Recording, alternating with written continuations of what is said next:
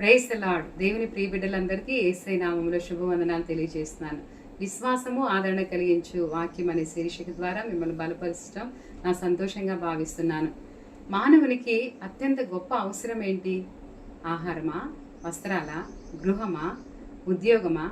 ఈ సర్వలోకాన్ని సృష్టించిన సృష్టికర్త అయిన దేవుడు సమస్త సృష్టిని మానవుని కోసం చేశాడు. మానవుని మాత్రము తన కొరకు చేసుకున్నాడు. తనతో సహవాసం చేయడానికి దేవుడు సృజించాడు. భూమి మీద మానవులుగా ఉన్న మనం అందరం కూడా దేవునితో సహవాసం చేసే విషయంలో మనం విఫలమైపోతే మనం భూమి మీద ఉన్న మొట్టమొదటి ఉద్దేశాన్ని మనం తప్పిపోయినట్లే. మనం ఆయన వలే ఉండాలని, ఆయనతో ఉండాలని, ఆయన మహిమ కొరకు జీవించాలని దేవుడు ఉద్దేశించి మనల్ని సృష్టించారు. ఈ లోకంలో దేవుడు మనల్ని ప్రత్యేకంగా చేశారు. నీలాగా ఎవ్వరూ ఉండరు.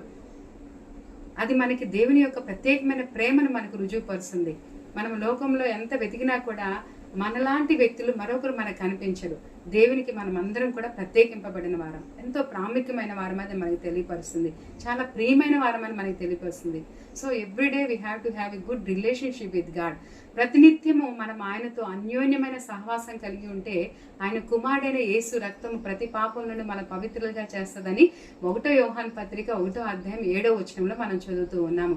ఆసాఫ్ భక్తుడు 73వ కీర్తన 28వ వచనంలో అంటున్నాడు, నాకైతే దేవునితో పొందు ధన్యకరము, అంటే దేవునితో స్నేహం, దేవునితో సహవాసమే నా జీవితానికి ధన్యకరము, ఆశీర్వాదకరమని ఆసాఫ్ భక్తుడు తెలియజేస్తున్నాడు. ప్రతిదినము మనము దేవునితో సహవాసం కలిగి ఉండి ఆయన యందు సంపూర్ణ నమ్మిక ఉంచగలిగితే ఆయన మన మంచి సలహాదారిగా, స్నేహితుడిగా ఉండి సత్య మార్గంలో నిత్యత్వం వైపు మనల్ని నడిపిస్తారు. జీవితము మన శక్తి సామర్థ్యాలతో జీవించేది కాదు. దేవుని శక్తి గల హస్తం మనకు తోడుగా ఉంటేనే మనం విజయవంతంగా ముందుకు అడుగులు వేయగలుగుతాం.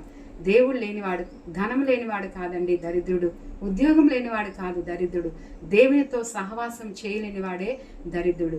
కాబట్టి నీ గొప్ప అవసరము దేవునితో మంచి సహవాసం కలిగి ఉండటం. So have a good relationship with God and be blessed.